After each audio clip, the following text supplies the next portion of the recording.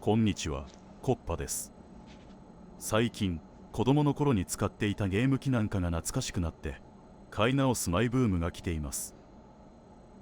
私が最初に触ったパソコンはシャープの MZ1500 なんですが、これがなかなか見つかりません。まだマイコンと呼ばれていた頃のものです。いつものサウナ帰りにプラッと寄ったハードオフで、こんなのがありました。同じ Z8 の CPU で、見た目も似てなくもない。ビビビときました。でも、今時8ビットのマイコンがこのお値段。ちょっとお高いですよね。その日は無事に家に帰れたのですが、後日またお店に行った時にまだ売れ残っていました。外国人が爆買いしてこの手のレトロ品は数が少なくなっているようです。もう買えなくなるかも。そんな思いがよぎりました。ついに我慢できずにレジカゴに入れました。ウッキウキでレジに行くついでにジャンク品のコーナーを見ていると、PS2、2台に上に乗られて辛そうな HF がいました。あら、お安い。でも、値札を見ると、まともに画面映ってません。むむむ。でもね、画面が乱れているなんてジャンカーにとっては、ご褒美みたいなもんですよ。でも、WX は FM 音源が入ってるし、どっちにしようかな。これは迷います。ということで、こうなりました。大人買いです。明日からはしばらく水ご飯です。WX は問題なく起動しましたが、両方ともフロッピーディスクのゴムバンドはダメになってるはずです。修理方法としてはバンドの交換かディスクをバンドレスに置き換えるか、ゴテックを使ってフロッピーをエミュレートするか、その3パターンですね。私はできる限りオリジナルで使いたいので、バンド交換で使ってみて、どうしても直らないなら、ディスク交換にします。と、動く前提で話していますが HF には大きな問題があります。まずそこからですね。数週間前にソニーの映像が乱れている MSX をライブ配信で修理されている方がいました。ビデオ信号への変換と音声のミキシング、出力増幅を担うハイブリッド IC が液漏れでボロボロになっていました。そのハイブリッド IC についているケミコンが液漏れしやすいようです。そうです。この MSX にも同じハイブリッド IC が入っています。問題はどこまでボロボロになっているかでしょうね。動作確認です。コンポジットで出力しています。まともに画面映ってません。というよりは、全く画面映りません。が正確ではないでしょうか。店員さん、そこ大事です。音声も全く出ません。テレビへの配線も確認しましたが直前にテストした WX は正常に映像が出ていましたので問題ないはずです。RF で出力しています。なんとか心霊写真レベルではありますが一瞬映像らしきものは出ました。店員さんの信用は守られました。しかしこの壊れ方、嫌な予感がします。ケースを開けてみましょう。角の4本のネジを外すだけです。この時代の機器って分解ウェルカムでいいですよね。封印シールなんて悪しき文化です。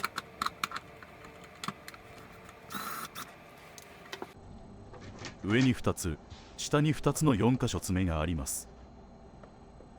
正面から見て左上の部分の爪が少し固めに作られていたので、そこから開けるのが正解でしょうか。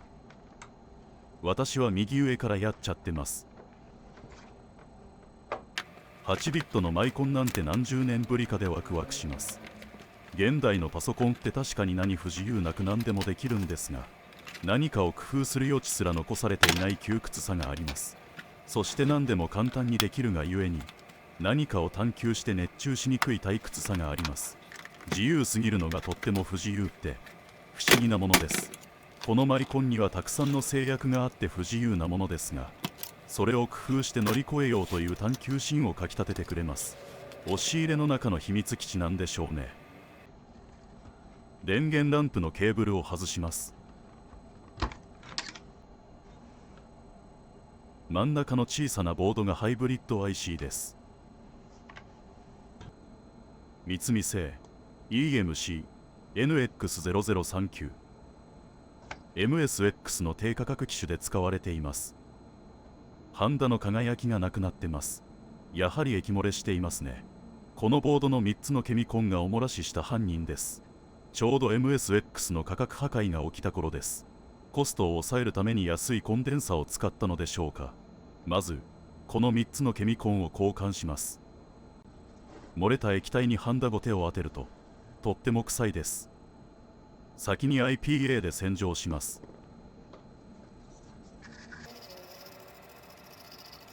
今回はセーフティーに IPA だけで洗浄していますが、液漏れした基板って弱酸性のホワイトビネガーとかで中和した方がいいんでしょうね。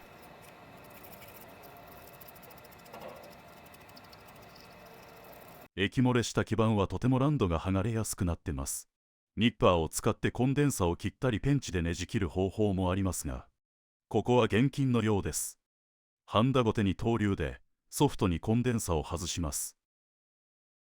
まあランドが剥がれるときは何やっても剥がれるんですがね。細心の注意、追いハンダでじわじわと外堀を埋めています。16V、10マイクロファラド。このコンデンサは RGB エンコーダから出力された音声信号のカップリングコンデンサですね。ここが劣化すると音声出力に影響を与えます。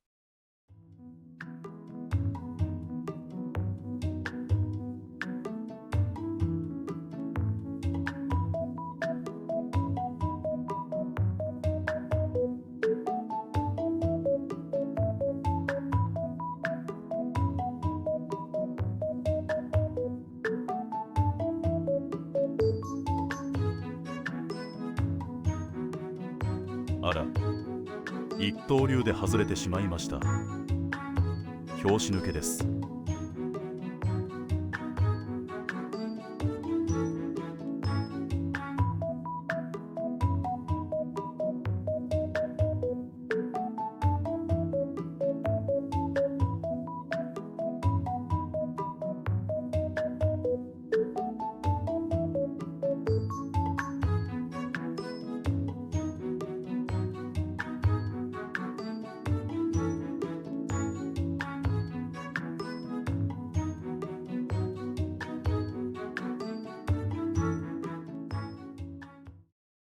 ランドも無事でした。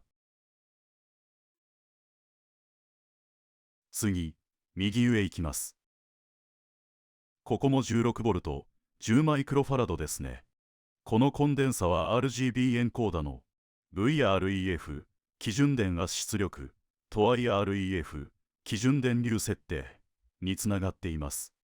RGB エンコーダが映像信号を正しく処理、出力するための基準、リファレンスを作る重要な役割を担っています。ここが劣化すると映像に影響を与えます。まだ撮影しながらの作業に慣れていません。カメラにかぶらないようにハンダご手を当てないといけないので、いつもとは違う角度になってすごくやりづらいですね。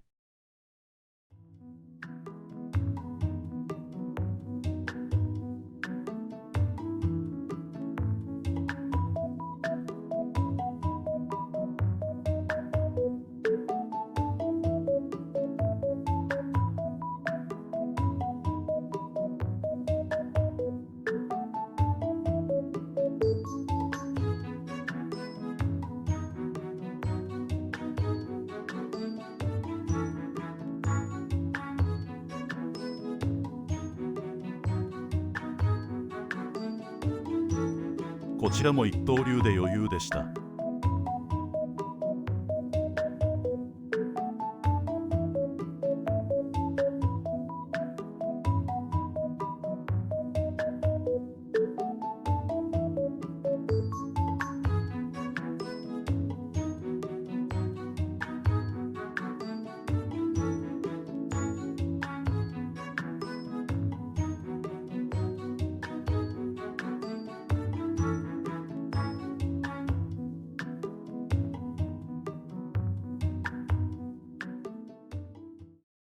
ランドも無事です。順調です。最後の大物です。次こそに投入です。表面実装のケミコンは裏で一直線に電極が入ってます。ハンダゴテを当てる位置にご注意ください。この画面では平行方向につまむように熱を入れます。右側は IC チップがすぐそばにあるのでコテを入れにくそうです。コテを入れるスペースがないのでコテ先を変えます。やらかしました。残念ながらこのコンデンサを外すところが OBS とカメラの相性が悪く、映像が固まっていました。いつものこんな感じという再現映像でお送りします。ごめんなさい。この中華製の1500円のカメラいつもいいとこで固まります。MSX を2個も買わずに1個にして、いいカメラを買うべきでした。ここは少し大きめで 6V、100マイクロファラドです。ということでランドは無事です。取り外したコンデンサの劣化具合を確認します。10マイクロファラドのところが 39.39NF、容量が 0.39% まで減っています。完全に容量抜けしています。もう一つの10マイクロファラドはどうでしょう。こっちはもっとひどいですね。ピコピコのピヨピヨでグロッキーですよ。100マイクロファラドはどうでしょう。これはさらにひどい状況です。テスターが困ってます。もはやコンデンサですらありません。新しいコンデンサを取り付けます。なるべくコンデンサを外れにくくするため、足が多く設置するように大股開きにしています。このコンデンサはこのハイブリッド IC で使われる電源のパスコンです。これが劣化すると電源が不安定になり、映像と音声、両方に影響が出るでしょう。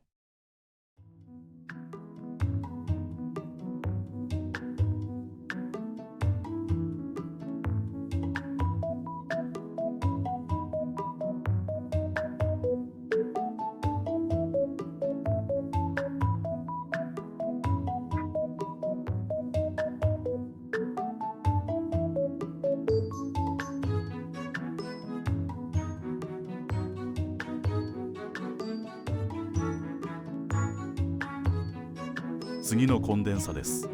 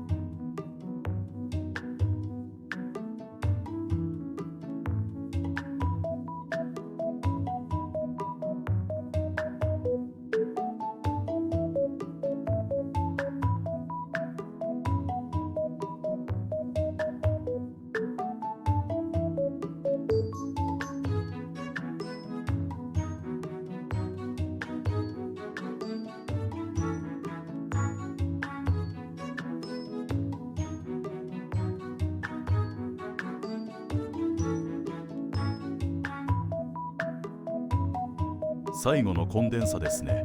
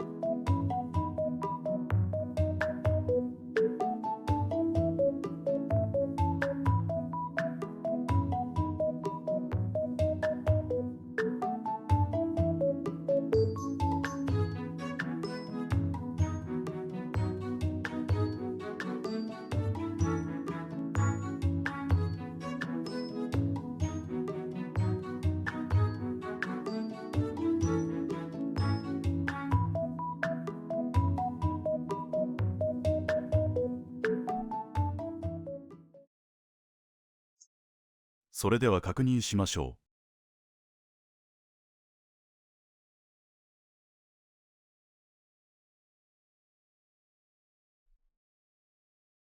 う。映像、音声ともに出ません。状況変わらずです。他にも問題があるようですね。なかなか一筋縄ではいきません。この泥沼へ引きずり込まれる感じ、嫌いではありません。幸いこの機種は有志の方がたくさん改造されていて、ハイブリッド IC の図面なんかも作られています。次回、回路を調べながら原因を調査したいと思います。コッパさんの作業台ではこのような動画を作っています。チャンネル登録や高評価、コメントなどで応援していただけると大変嬉しく思います。ご視聴ありがとうございました。またね。